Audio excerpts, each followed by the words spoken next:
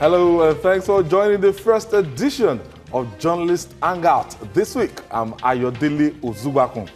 We have 32 more days to the conduct of the 2019 elections in Nigeria, as each passing day brings us closer to the all-important poll. Always keep a date with us for in-depth information and analysis. Today on the program, South governors show anger over Onogen's summon, and later on the show, Burate showers praise on army commanders and units for recapturing Baga as Boko Haram suffer heavy casualties in Magumeri. I'll be hanging out with Babajide Kolade Otitoju, Mayor Akikpelu, and Janet Afolabi Mba. So if you're ready, let the hangout start now.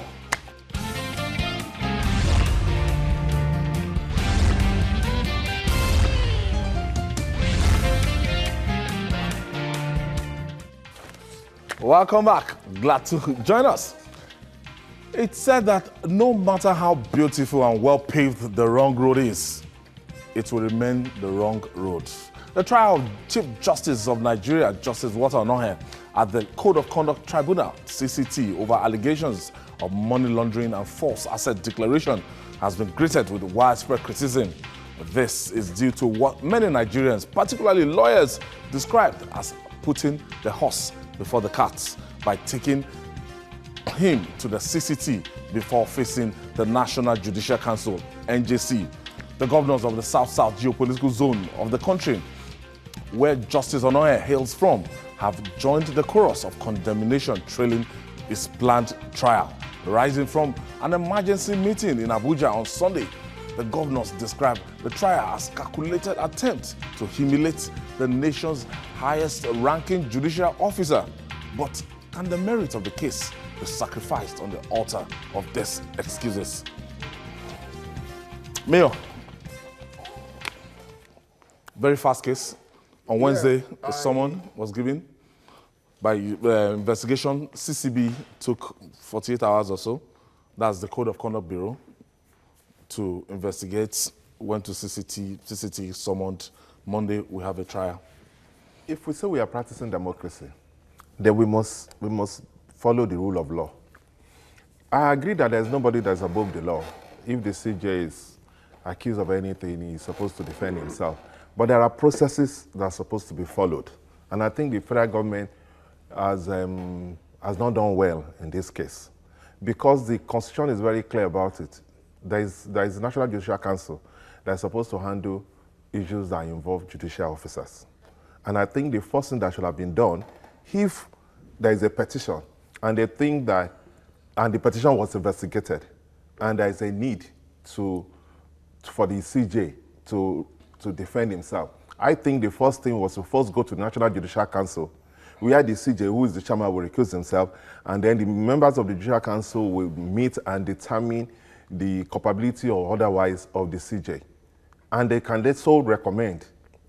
That is when they can get the issue of the bureau taking him to the tribunal.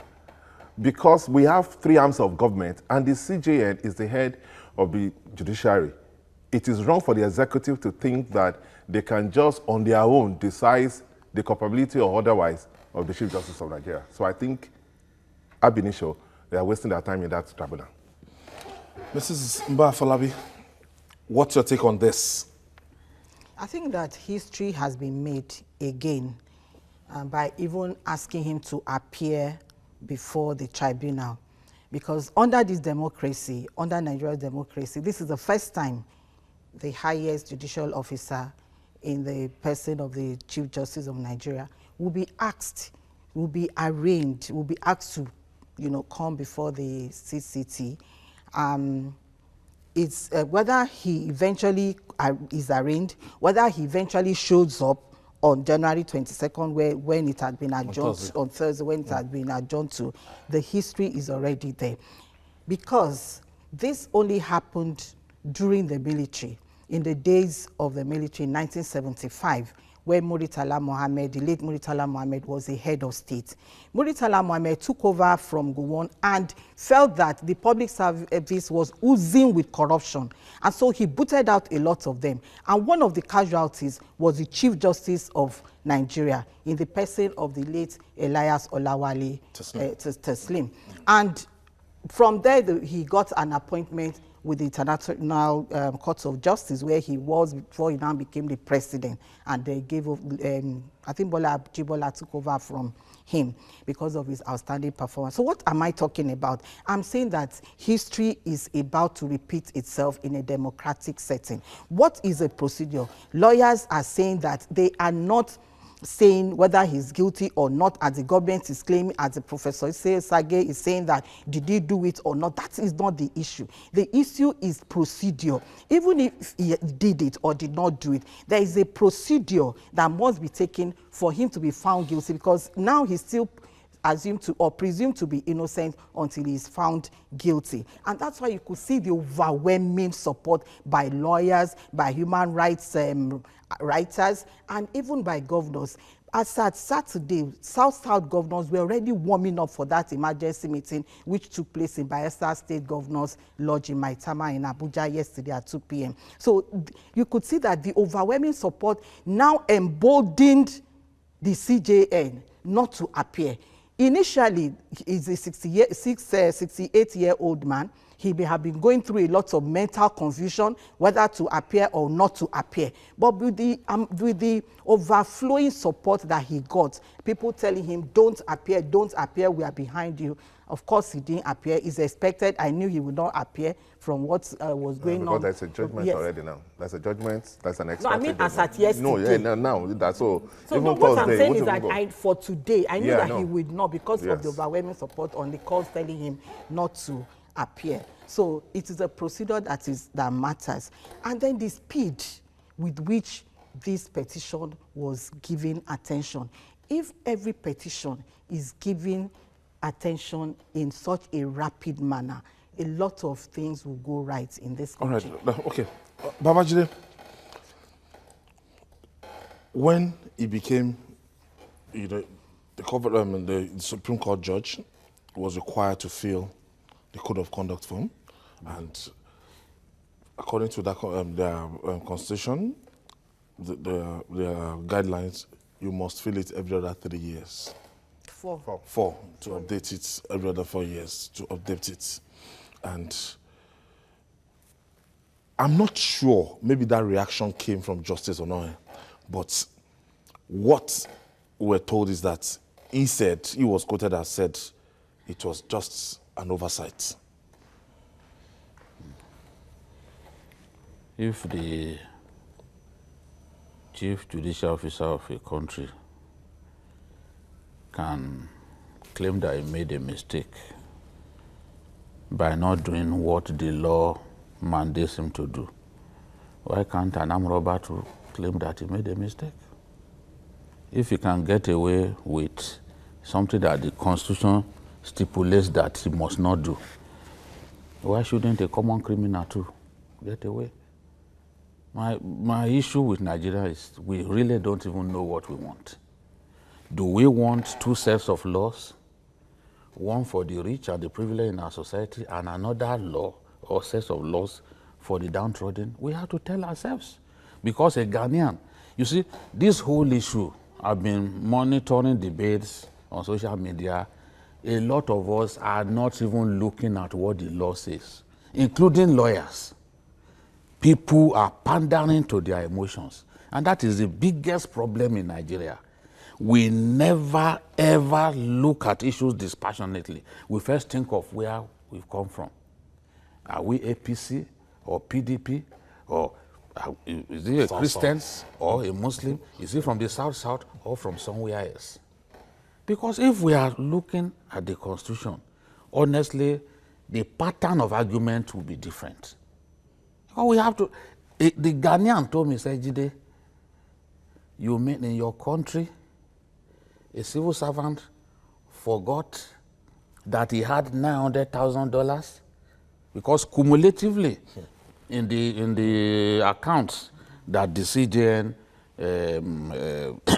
hard money, foreign currencies, it came to around $900,000. So he said, are you saying that in your country a civil servant could actually forget that he had about $1 million? At that point, I didn't know what to say next, because even my own honor as a Nigerian was at stake. How do you defend your country? Because the Constitution is clear on these issues. See, on what should be done when a public officer refuses to declare his assets, when a public officer operates a foreign account. The law is clear. And it does not say that they must take that public officer, because in that section, it also talks about judicial officers. And judicial officers, the CGN is a judicial officer.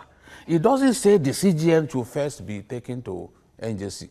What it says is that where it is reported, a public officer is reported as having done this, they take him to the CCT. I will read the provisions. My own feeling, my own view is that the CCT can go ahead, as mandated by law, to try the CJN. And the trial and conviction could then form a basis for the NJC to ask for its removal. That is the thing. That's what, and the Constitution also says where there is a law that appears to conflict with the Constitution, then the Constitution takes over. Many people are referring to what happened, the case of Justice Ganewa and against FRN. But it states there that where a judge commits ethical misconduct, he commits an offense in the exercise of his duties as a judge. That's what he's referring to. This case of the CJN was not committed in the exercise of his duties as a judge. You understand? The one that they are referring to is like maybe in the dispensation of justice, maybe you took money or something. Then the NJC, which is your professional body, should be the one to handle your matter. So it's not in all cases that, oh, the matter must first go to the NJC. And I will read so that it doesn't look like we are just, okay. See, let me even, Schedule 5, Part 1 of the National Constitution, as amended, provides that any statement in such declaration that is found to be false by any authority or person authorized in that behalf to verify it shall be deemed a breach of this code. So what the CJN has done is already a breach of the code. That's established. The same law provides that no public officer shall maintain any foreign account. That's from the Constitution, not a body of laws that Jide Otitoju wrote. Then it says what steps can be taken by the federal government through the Attorney General. It states what steps can be taken in the event of a breach. That one is handled by paragraph 12 of Part 1 of the Fifth Schedule. And it says, any allegation that a public officer has committed a breach of or has not complied with the provision of this code shall be made to the Code of Conduct Bureau. Why didn't he state that? There are exemptions. There are exemptions that in the case of this, like in this case, that when it comes to judges, they should first go to NJC. No. But the same Constitution, 1999 Constitution, Section 158, subsection 5 or 6, also says that the NJC has the powers. That is it. It's a constitutional created body. Let's have finish those. You can also check it out. I know it's 158 section, either 5 or 6. I'll check it out now. Can cross-check. It says that the NJC is empowered to investigate and recommend sanction as a matter of first step.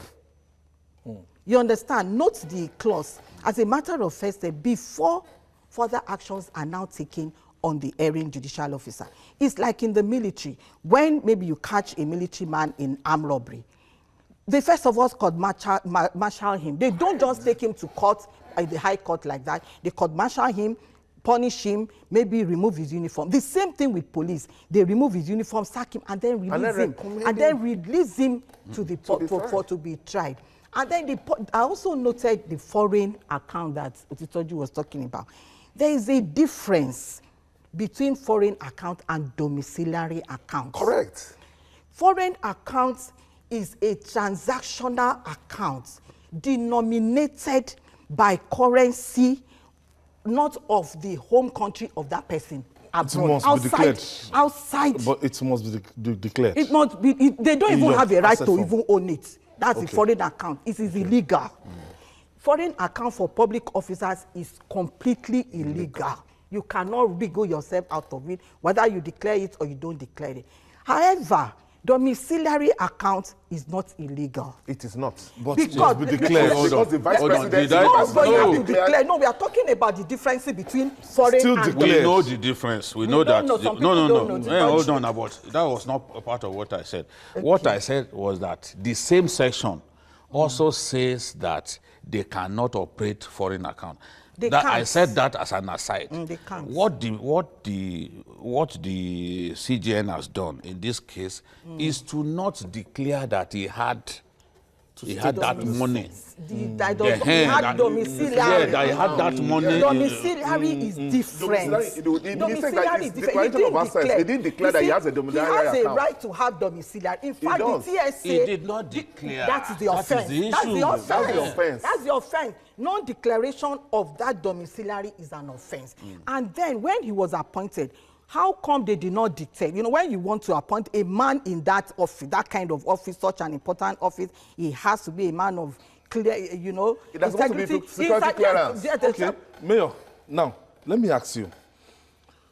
If eventually the federal government, the composition of this NJC you are talking about, and we've researched and we discovered that 75–80% of those members, the people that constitute the NJC, they are nominated or nominees of this CJN. Okay, let me. How you do see, you get the justice? law is the law. Okay. It's just like a governor. If you find out that a governor have stolen money or have done something that is illegal, you understand? The Nigerian Constitution says you cannot try that governor because he has immunity. The only thing you can do is to start impeachment proceedings against him. That is the law. So we have to agree what the law says. The National Judicial Council is the creation of the Constitution. No, but he doesn't have immunity. No judge has immunity. No, I'm not saying immunity. What I'm saying that if you look at the governor, because the governor has immunity, some of them deserve to be tried. But the EFCC or any organ of government will wait till after they say to the governor to try them. It is not a law that a lot of people like, but that is the law. What I'm saying is that in the case of the judiciary, the Constitution states it clearly that judicial officers must be taken to the National Judicial Council. That's what it says. What we are saying, we are not saying that the CJ cannot be tried or the DJ cannot be guilty of anything. It's not above the law. But what we are saying is that there are processes, and this executive should follow that process, whether they like it or not. They must not be in a hurry, because you cannot say... It's not in all cases that they can be taken before the agency. You know, in for this example, case... No, because you say it's as if it's for that every judicial officer, if he commits an offense, he must be taken. No, there are exceptions. And that's why I'm saying there are exceptions. If a judge has immunity in the exercise of his functions, in delivering his judgment and all that. Section 290. But if he commits murder, even this CJN that you are talking about, if he commits murder, nobody will take him before any CJN. He goes to face... Don't go to NJC. NJC. He goes to face trial for murder. If maybe in outside of here, or outside of a place where a military cantonment, a soldier kills someone, the police have the power to arrest that soldier, put him in their cell, and he will be tried. He will be tried for that, because that's a civil offense that is committed. So in this case too, judges, when they commit infractions in the conduct of judicial business, that is when the NJC will step in. But it's not in all cases. And even this one, yes, this is a novel case. It's an unusual case. But what the Constitution says is that it should be taken before the CCT. That's what the Constitution says. There is no exception for the judge, as stated in the Constitution, as it refers to this particular crime. I've not seen it. And I've spent the whole of the weekend talking to all the lawyers that I know can help me. I've not seen where But there are a lot of lawyers too. 45 no, the thing is, let me tell you, a lot of it doesn't matter. It doesn't matter. Other lawyers, see, people, there will be differences of look, opinions. if you have a bad case, you will still not be short of lawyers. Yeah. Armed If you robbers can have pay. lawyers. Yes. Murderers But have the thing is, you see, for this case, because it's an emotive issue, the way lawyers see this, and I don't blame them, the way they see it is, Kai, this is an attempt. No, it's because the This judiciary is an attempt to take to away rubbish the the independence judiciary. of the judiciary. Yes. So they are not looking at the bigger picture. They're looking at the procedure. Yeah, no, what's it's the not bigger procedure. Procedure now, when you talk about procedure, is the NJC that you are talking about. what's the bigger please, picture? let me just, there's a point that The came to my bigger mind. picture is that we are all equal before the law. Of course. Yes. That And is- when they talk that is about, right. let me tell you, when Everybody they is talk equal before about, the law. then they talk about independence of judiciary. Yeah.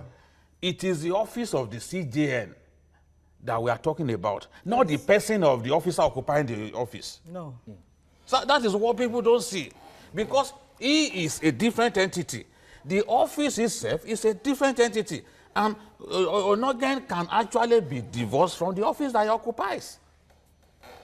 So, but a lot of our people don't see it like that. No, They you say, cannot. why this time? Why did this thing happen Because this you time? see, It can CJN. happen at any time. It can happen at any time. That's what I say. When people say, why now? Why? I say, why not now? The information had always been there, but they chose to use it at the time that they wanted to use it. You know, we can't talk with finality as if we knew that they had this. So when he was appointed, nobody knew that he didn't declare his assets. Is that what we are saying? For me, if they knew it, why didn't they? If they wanted to stop him at that time, they wanted to stop him, and they had those facts. If they didn't want him, they could have released those facts. yes. Okay, what Which probably could have discouraged him. I mean, disqualified him. It And will have even maybe their disqualified him, favored yes. person will have taken over. I can't say with finality that they they had knew. all these facts. Okay. Maybe they said, okay, maybe they had doubts, but they didn't have concrete evidence. Then And that then means they somebody did decided his work that well because they used to look security clients. you and I know if someone did this job well, we came here, Adeosun have become minister. No. It's not a new thing in Nigeria for people not to do due diligence. You see, talking about doubts, at that time, I think they were not doubting his straightforwardness and impartiality. If you know what I'm talking about. It was not in doubt. His straightforwardness as the CJN was not in doubt. However, events have now played out that have now made maybe the government of the past will begin to suspect his impartiality. That's speculation. That's what I'm saying. Speculation that It's we speculation. get. We are analyzing. Yeah. When you're analyzing as journalists, you look at every angle. You cannot Yeah. just look at one angle. There are possibilities. We are looking at, could it be now they can no longer trust You know, his someone even said impartiality? that when someone was saying, It's possible. this guy, some people Because have said there are this. some cases. There are some cases. It's speculation, but there are cases that have come out of the Supreme Court that have favored PDP. Just like some have also favored it. That's what I'm saying. So it's possible that some people might think, but I don't think. My own problem is that it is important if this government, a major part of what this government is doing is the war on corruption, which I think we really need because we have to do something about corruption. But whether we like it or not, EFCC on its own cannot send anybody to prison for corruption. You still need the judicial arm of government as a partner in that battle. So if you take on the judiciary and for whatever act of omission or commission, they see you as not, and they don't want to support you, what will happen to the so-called war on corruption? Yeah, but because what I'm saying is that if we think like that, then taking we on, have no future as a country. in taking on the CJ, we must respect the office of the CJ. And that's what I'm saying that. I no, don't- I don't- If the CJ walks, I if don't the CJN agree. walks into this place now and slaps you, you will still give him that What I'm respect. saying is this. What I'm No, saying is that people will if the be- procedure people will says be accorded first take this guy respect. to Judicial Council, take him to Judicial Council. No, I'm From saying that Judicial the Council, take him Constitution to does Tribunal. not say that. But the Constitution says you should take No, him to you Judicial see, the Council. thing is, let me It's tell you. different, it Let me tell depends. you, It's the same Constitution. let me tell you, if not for that judgment, that appeal court judgment, you know when it happened, we debated it and we said this is a real landmark judgment, that judges must first be taken to, what's it called, to NJC. NJC. That judgment is what has largely divided lawyers. If this thing had happened before that judgment was made, because you know why the lawyers are divided, because even the last matter that was taken before the CCT, even when the lawyer was trying to argue that, come on, this matter did not happen in the course of the discharge of the judge's duties, therefore we don't need to go before the NJC. The CCT still went ahead and discharged the judge. So for many lawyers, they just see this as a wild goose chase. Based on that judgment, that last judgment of the CCT. That's why many lawyers don't want to waste their time. They think they know where this will end. But as Nigerians, we have to ask ourselves, where are we going? Because we've seen judges dismissed in other lands, big judges dismissed in other lands. I agree. Where judges are sent to have committed an offense. It's not a case of, oh, the executive must patronize you so that the war against corruption can be won. Corruption is a Nigerian problem. Someone once said that corruption and Nigeria are first cousins.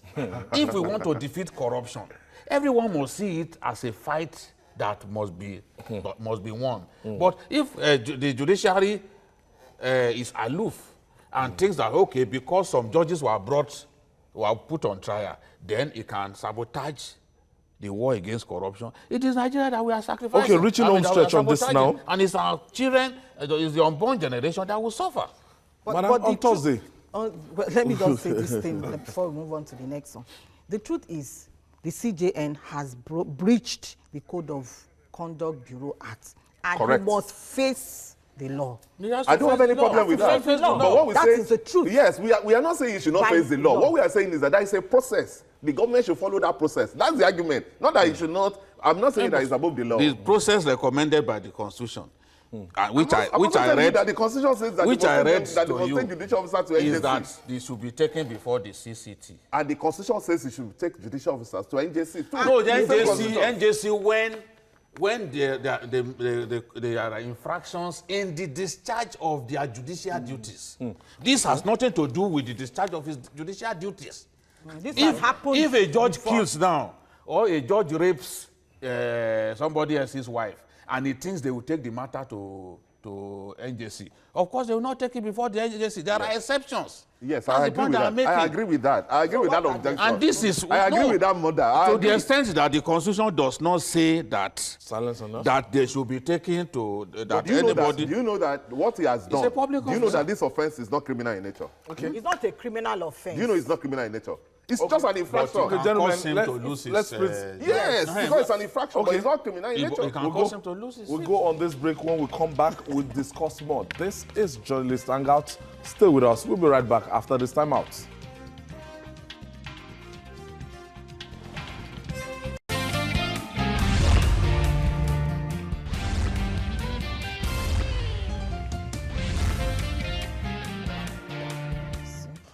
So, Journalist Hangout, we're reaching you live from your station of the year, Television Continental, and we are looking at the the CGN conundrum. And ultimately, this is like a test case, and a lot of people, the lawyers would say democracy is on trial, and whatever becomes of this, we are very close to election, and a lot of people read political meaning to this. Are you one of those people? Not really, because like I said, I don't like speculation. But you cannot discountenance that, because there's election is coming, and there's going to be cases that's going to get to the Supreme Court as the final arbiter in election matters. So it is important, whoever is head of that Supreme Court is also very important to what will happen to all those election cases. So there are speculations, but I don't believe in speculations, because I believe that for somebody to get to the Supreme Court, you must have in that respect or that peep to be there.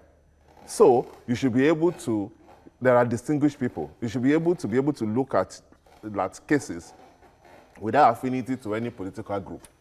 So, but the argument in the political space is that maybe people believe that this CJ is not amenable enough, they don't trust him, and there's need to have somebody that they trust. You cannot discountenance that, because even political parties, they take interest. That's what I'm saying. They take interest in. If you remember in the US, it became a major thing, because if you have your person there, you'll be able to influence a lot of things. You can use that to be able to forward your agenda. Even in an election matter, that is why they change commissioners.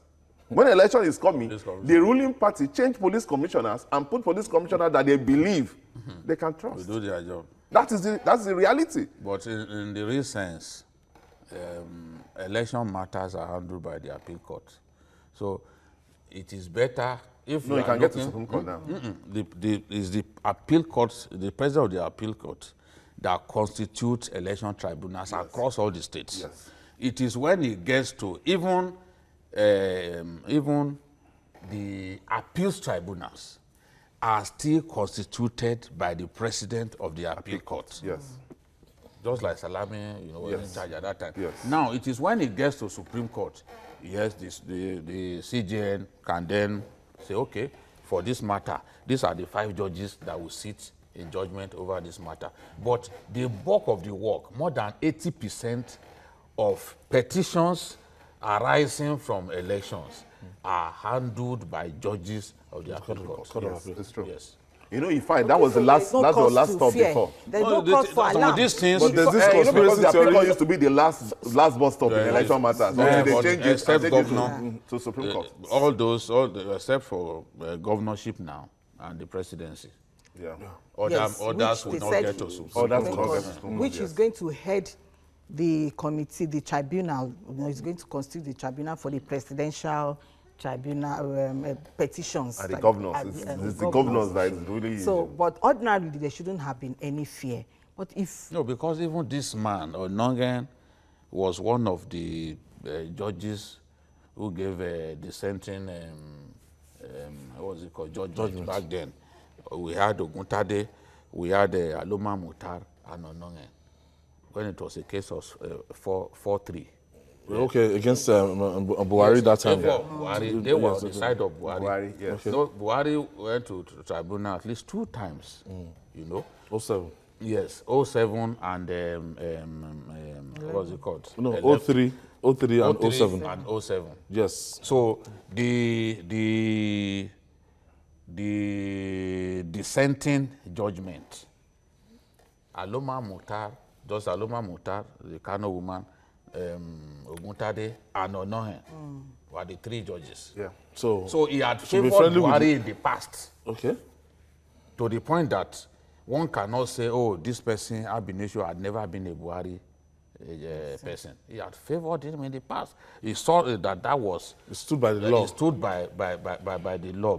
He saw the reality that election was characterized by vote rigging, and he stood his ground. In the end, Buhari still lost, but at least it went into the record books that Onohen was one of those judges who opposed the majority judgment. All right, going by that final submission on analysis, this? Okay. could it also be said that if the government loses this election, I don't know, I don't want to say go for, but I'm just analyzing that going by that analysis, and Onoge is still there, he will still stand on the side of the law. It's possible. That may not be compromised. From this That could be part of it. that it could not be compromised. That could be part of it. And the law says if you want to remove him, because there were calls, pressure for him to resign and vacate his seat. But the law says if you want to remove him, the president wants to remove him, he can request for his removal under section 291. And then the 2/3 of the National Assembly Senate must be in favor of that On the removal, basis and then of he'll what be will they say removed. he wants to- on the basis of what? Yes, on what basis? Because you cannot say because whatever basis. Yes, Also because he has some some whatever factions, basis. but he has not been found guilty of those On infractions. whatever basis. When the president of Senate was taken to Code of Conduct Tribunal, he was still presiding over the Senate. So I don't see why they talk that there's no reason for the CJ to resign. All right. I don't think he should Yes. resign. I don't think. They should Moving not on now, face we have to move on. According to a popular maxim, the harder the battle, the sweeter the victory. The victory song that greeted the reported recapture of the fishing town in Baga in Borno State underscores the controversy that surrounded its initial capture by Boko Haram terrorists in December 2018. Nigeria's Chief of Army Staff, Lieutenant General Tukur Buratai, who is leading the victory lap, commended all the commanders of the operation, including those of the Nigerian Air Force, for the feat. Meanwhile, Army continued its onslaught on the insurgents, this time in Magumeri, during an attack by members of the Boko Haram on the local government headquarters on Sunday. Troops visited heavy casualty on them. Babajide, the military initially played hide and seek on this one, that Baga was never captured. Hide and seek. The military initially lied. Boniface That, you know, because the general said, and I repeat, Boko Haram was repelled in Baga. We are in control of the area. so it's a There are big many celebration. things that you bloody civilians don't need to know. It's a big celebration now, but ultimately, I think we are turning the tide gradually, and it's something that we should encourage. It's something that it should be heartwarming. They need our support.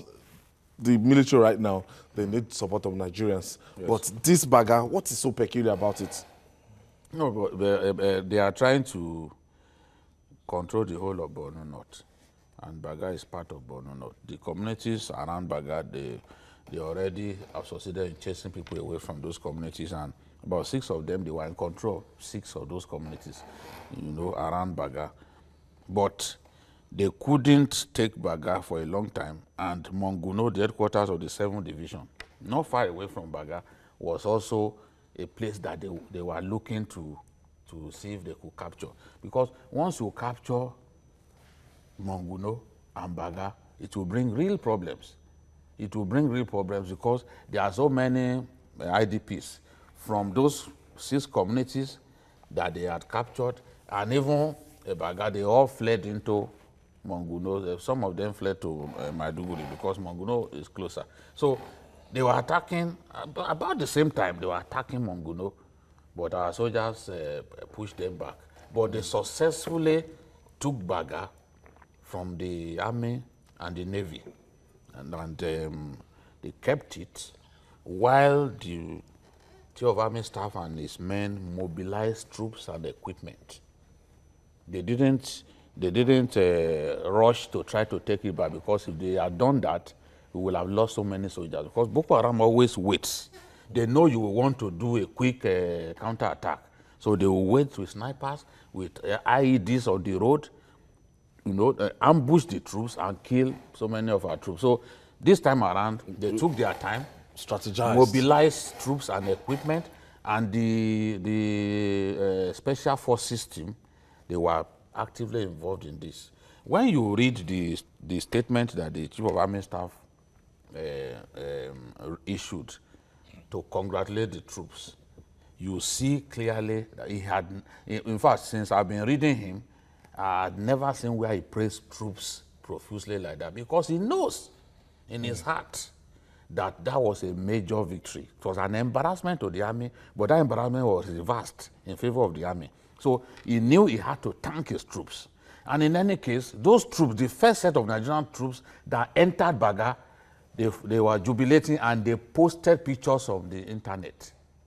So if you are saying that Baga had all along been in your hands, why were those soldiers jubilating about the fact that they were able to enter? And in the second line of the Chief of Army Staff's statement, he said he congratulated them for entering Baga. Is there for entering Baga and then reversing the embarrassment that the Boko Haram had caused. So they want to take over the whole of Borno North, 10 local governments. The bulk of Borno North, apart from local government headquarters, we do not really control the hinterland. So that is the area that they focused on. You know, even the Lake Chad area is part of Borno North.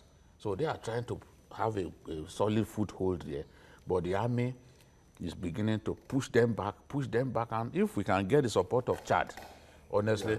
Would the army give us this kind of information? Let's say they don't want to dampen the morale of the troops, where they lost Baga and they were telling Nigerians that they are still firmly in control. But you don't expect the army to come out and tell you that they lost it because they don't want to kill morale of Nigerians and that of the people, and they don't also want to show that they are losing and they are not capable to the task to protect the territorial integrity of Nigeria, you know, against internal aggression.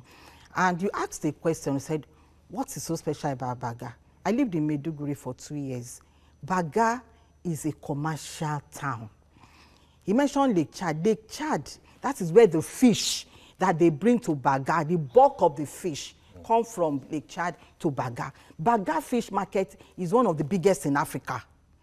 Where in those days, I don't know about now, it's a long time I went there, I'm talking about early 2000, trailers from neighboring African countries converge in Baga fish market to buy. It was a great source. It's still in place. People are still buying. Yeah, despite the killing. And it's an excellent fish. Excellent. Yes, I used to buy. I was not eating fish from. I was not eating fish from Lagos. That's by the way. So Baga is central for economic activities, and if Boko Haram captures Baga, they will cripple the economy of that area. They will cripple the economic activities of that state, and that's very crucial. And Buratai is praising them, making fantastic pronouncements with kind words. I think he should monetize those praises, because some of these people are suffering. You can convert to promotion. He can promote, he can monetize, but he alone is not in charge of promotion. Can even emulate Buratai. But Buratai promotes his officers a lot.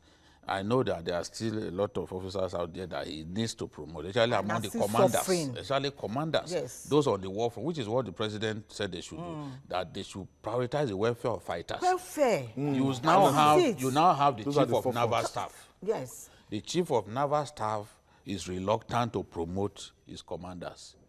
Then reluctant is playing, is acting like a stingy man about the promotion of people who are risking their lives, who are on the war front.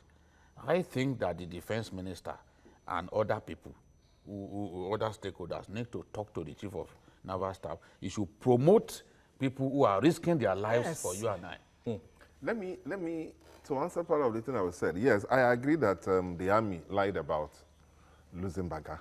But you see, we have to accept the fact that we're in a war. We look at Boko Haram basically as an insurgency, but it's a war. Nigeria is at war. And sometimes in war situations, propaganda is a tool used in war. So if you lose Baga, you might, it's not that it is right, but you as an army, as a unit, you can come out for different reasons, maybe the morale of troops, and your planning and all that. You may lie to say, oh, we are still in control of that place. Tactical maneuver. Yes, but now that they have gone back there, I want to commend the Nigerian army, because what we have on our hands is a full-scale war, and they must not rest on their hearts. They should know that this is just another phase. It's just they are going to have several battles like that, because Boko Haram now is a very strong. That's the visual. This is Magumeri. Yesterday. Okay. They slaughtered Boko Haram here yesterday. Because Boko Haram is a very strong unit now, and we have to accept that. And they should also do what they've done now. They must find a way. Maybe they should be able to. Maybe the government will be able to provide them the needed resources. They must take the battle to Boko Haram most of the time. If they sit back, It's an issue of equipment. yes, it's a problem of equipment, because if the government can give them enough thing, it is better for them to be on the offensive. Yes. Because anytime they are on the defensive, they give these Boko Haram people time to reorganize and then come again. So we'll just be doing this. They will take territories, we will take it back. They will take territories. So that it's important for us, like they did initially when Buratai first came, to push them far onto that, so that when if we can have an agreement with Chad and Niger, then we can on both sides push them towards the Lake Chad region and then go and box them. Yeah, and box them in there. But if we wait and allow them to continue to plan and come in another 2 months, in another 3 months, we will not get to the end of this war. Wajide, it's 32 days to our election, and they have the right in the Northeast to vote. Yes. They have the right to actually participate in that exercise without any fear to come out to vote for their candidates. And if we can guarantee the safety of lives and properties ahead of that election, it's going to be a big setback for the exercise. What will happen most likely during the election is that people will vote in the IDP camps again. I can mention big politicians from Borno State who have not visited their homes in years. They dare not go to their towns. Because what you have is, especially in Borno North and some parts of Borno South, is that the local government headquarters is actually the only place that is safe. All other communities you cannot go. That's what the academy, their traditional ruler, said to Buhari when he went to Borno now. He said, we can't move 5 kilometers outside Maiduguri. Farmers are being killed in their farms. You know what farmers do now in Borno State? When they want to go and cultivate, you gather all your friends. Everybody will join you in working on your own farm. Yes. Because if you go alone, you will be slaughtered. Alone. So they just do it, and then as a group, they can raise alarm and all that. In those places, especially in Borno North, where Boko Haram is very strong, the Mama Nur faction, where they are very strong, we cannot do elections in majority of those places. We are deceiving ourselves. These are the things that forced the governor to burst into tears in Aso Rock. Even some of the communities members are sympathetic. You saw the interview that we had with him, where he was listing communities that they cannot go to. You are here. The governor by himself was mentioning, we have problem in Kukawa, we have a problem in Malam Fatori, we have problem in, and he was listing them. We have problem in Guzamala, which is the headquarters of Gudum, where Gudum Bali is the headquarters of Guzamala. So they cannot go to those places and say they want to do election. INEC cannot deploy in those places, except they want their men and women to die. So the best thing is to just do like what happened the last time. A lot of those people are still in IDPs. You know, when the governor said he was going to close IDPs in Borno, remember I said that the governor will hit his words. Those IDPs are still, they are still there. The more they attack communities, the more people stream into Maiduguri as IDPs. So they cannot conduct elections in those places. They will only conduct elections in places that are safe. And we are even experiencing consistent attacks on local government headquarters. Like this one and the visuals that you saw. They went to the local government headquarters. They are beginning to think that they are so strong now that anywhere they see soldiers, they must go and attack soldiers. So that is the thing. The elections will take place, but in my view, in the IDP camps, those elections will take place. They can't go to unsafe. But that was the way out for people to be able to participate in next month's exercise. The way out is go to the IDPs and campaign. If they'll still be alive till, because many of them are dying of starvation, being harassed both physically and sexually, the women and the girls in the camps. And some of the food have even been diverted by the security. There are allegations of food that's supposed to be for the IDPs are now being diverted to be sold in other places. I don't know how people can be so inhuman to their fellow men. You know, so elections there cannot be full scale. Voting cannot be full scale, and campaigns cannot be full scale. So those people are automatically disenfranchised during this election. We hope that maybe by the next election in 2023, Boko Haram will be no more. we hope. hopefully But so. because of the kind of nature of the war that it is a protracted war, it's an unending war, and it's a guerrilla kind of war. That is why it is difficult to win it. The more you chase them, they can retreat and then they come back. It's like when you go to Bar Beach, the water retreats, and then before you twinkle your eye, it's already back. So and it continues like that. But we pray for the best. We pray for peace in the country, and particularly in the Northeast. Added to that, I think it's possible for our troops to do maybe one major offensive. Okay. Before maybe one major offensive, to be able to push these people far away. If they can do that, yeah, we can still have elections in some areas. Because I remember that in 2011, during the election, they were able to clear a lot of places for election to hold. And you know, in Afghanistan, they used to do that too. Anytime there's an election, the military try to do this offensive. They go on offensive, push these people back well enough, then for that period of election, for people to vote before they can start coming back again. Is that workable? I don't think they can do it now, because at that time, we had Chadian soldiers helping us, and they did a fantastic job. At the time I was talking about, we had mercenaries, they had excellent equipment. We don't have some of the equipment that those guys brought here. They brought those equipment. They brought equipment. The mercenary had his own equipment, whereby he can track the movement of the enemy from afar, you know, to be able to save his own life. We don't have some of those equipment. Some of the equipment that we had then, like T-72s, some of them are not serviceable as we speak. So there are factors that would not make us be able to carry out the kind of offensive that we carry out just before the election, in which we reclaimed the 7 local governments in the hands of Boko Haram in Adamawa, reclaimed the 2 in the hands of Boko Haram in Yobe, reclaimed the 1 local government in the hands of Boko Haram in Gombe, and then we came to Borno. We also chased them away from Goza, everywhere. So that kind of offensive, I doubt if we are capable of carrying it out now. The number of troops, I don't think we have enough. I want to thank you, Mayor Akipelu, for being part of this edition. I want to thank you, Janet Mba Afolabi. I hope I got it right. Mba Afolabi. Not Janet. Nigerians will say, Deborah. And the maestro himself, Babajide Kolade Itoju. And that's it on Journalist Hangout. Join us tomorrow for another interesting episode of the program. You can also watch Journalist Hangout on our platforms showing on the screen. You can also catch us on YouTube, youtube.com/TVC News Nigeria. Our feedback channel is Journalist Hangout at tvcnews.tv. I'm Ayodele Uzubakun. Bye for now, and God bless Nigeria.